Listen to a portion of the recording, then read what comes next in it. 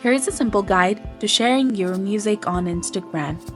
First of all, you need to prepare your music.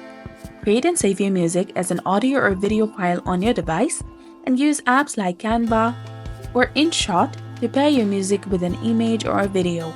Once your video or the audio is ready, export it on your device and download it. And once it is downloaded, open your Instagram application on your mobile device. Then tap on the plus icon from the bottom of the screen. Select the specific video or audio you want to share. Write a caption, include hashtags, and tag relevant accounts. Then share on feed, stories, or reels. Select your sharing option and tap on post. And if you want your music in the library, consider using the distribution platforms like DistroKid or TuneCore. So this was all about it. If you found this guide helpful, please like, share, and subscribe.